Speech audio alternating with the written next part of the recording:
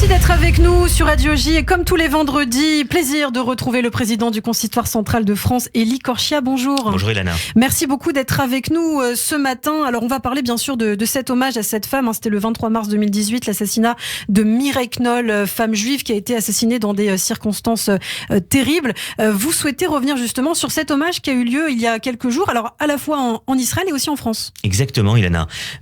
En Israël tout d'abord, le jour même de la commémoration de son décès, le 23 mars dernier, nous finissions la convention nationale en Israël que j'ai organisée la semaine dernière, et à l'issue de cette convention, j'étais resté en Israël et j'ai assisté à la résidence de l'ambassadeur de France en Israël, notre ambassadeur Éric Danon, à une très jolie, très bouleversante cérémonie en présence d'Alan Knoll, donc l'un des deux fils de Madame Knoll, et de ses filles, donc les petites filles, dont certaines habitent en Israël, avec leur famille.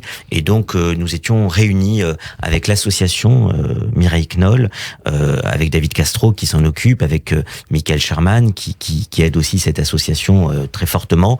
Et donc, avec les proches de la famille, nous étions donc à la résidence de l'ambassadeur où nous avons donc rendu hommage à Mireille Knoll 5 ans jour pour jour après son décès. Et cette semaine, nous avons fait une cérémonie à Levallois, à Levallois, la grande synagogue de Levallois, où la famille s'était rapprochée du rabbin Lelouch, le rabbin Shalom Lelouch, du président Philippe Cohen de Levallois, qui nous ont reçus pour cette cérémonie aussi importante, avec cette fois-ci les deux enfants, donc Daniel et Alan Knoll, leurs épouses et des membres de leur famille. Et nous avons rendu hommage en présence des autorités. Et ça, c'était important parce que 5 ans après ce drame horrible, on a beaucoup parlé de l'affaire Sarah Halimi et à juste titre, je suis obligé aujourd'hui finalement qui a intervenu à peu près au même moment, en parallèle, bien sûr, un an avant. Et puis il y a une différence majeure. Évidemment, il y a des points communs. Deux femmes qui sont tuées. Madame Knoll était encore plus âgée. Elle avait survécu, vous le savez, à la Seconde Guerre mondiale, à la période de la Shoah. Elle avait survécu à la rafle du Vel d'Hiv et elle se trouve tuée dans des conditions horribles par quelqu'un qu'elle connaissait très bien, qui était un de ses voisins et que la famille considérait même comme un ami. Et donc, ce meurtre horrible sur fond de vol, donc avec un côté crapuleux, avec un caractère antisémite qui a été reconnu par la justice, 11 coups de couteau, des conditions terribles pour cette dame âgée, et puis qui était en situation de faiblesse et de vulnérabilité physiquement.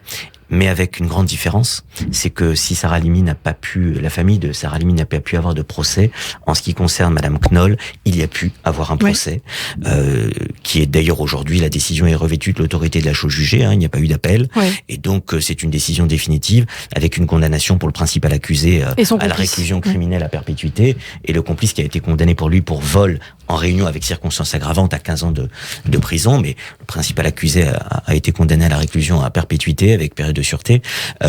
C'est une grande différence parce que la famille a pu avoir cette décision judiciaire qui a été importante.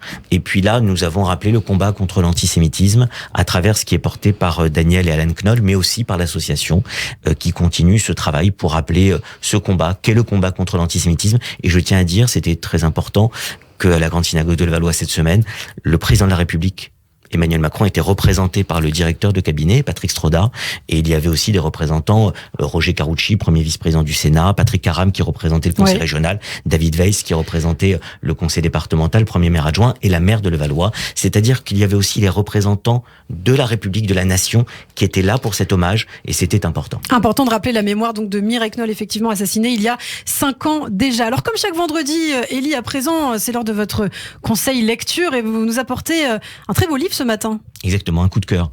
Ça fait plusieurs semaines que je voulais le lire, je n'avais pas eu l'occasion encore de le lire.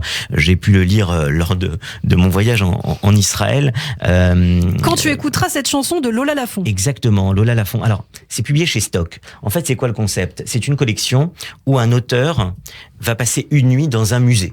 Alors ça peut être, il y a eu un musée de l'Acropole à Athènes, un musée à Beyrouth, le musée national à Beyrouth, le musée du Louvre. Et là, c'est très particulier. Lola Lafont a décidé d'aller passer la nuit dans le musée Anne Frank donc à Amsterdam, et plus précisément dans l'annexe. Vous Ouais. savez, là où elle se cachait, là où il y avait ce petit appartement où la famille se cachait. Otto Frank, sa famille, et puis évidemment des amis à lui qu'il avait, 8 personnes se sont cachées là-bas. Il n'y a plus rien dans l'annexe, hein. Ouais. Plus rien. Ouais, Et ouais. c'est ce vide. Et elle raconte d'ailleurs que le vide en dit beaucoup. Ce n'est pas un vide sans rien. C'est un vide où on comprend ce qu'il y avait, comment on vivait dans cette petite annexe. Et donc elle va passer la nuit là-bas. C'est bouleversant parce que d'abord elle a fait des recherches préliminaires. Elle a rencontré des gens qui s'occupent de ce musée Anne Frank à Amsterdam, des gens qui ont connu notamment Otto Frank, puisque vous savez qu'Otto Frank revient, c'est le seul qui revient vivant, alors que sa femme et ses 2 filles sont décédés.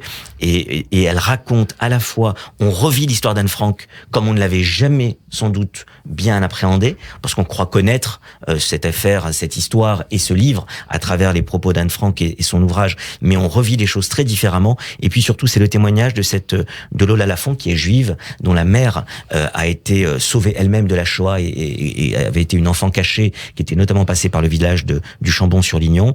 Et elle raconte son histoire familiale et son histoire personnelle à travers son enfance, notamment en Roumanie. Lisez ce livre, il est bouleversant. Merci. Merci beaucoup pour ce conseil lecture du jour. Quand tu écouteras cette chanson de Lola Lafont. Merci, Élie, et je vous dis à très bientôt sur À Radio bientôt. J.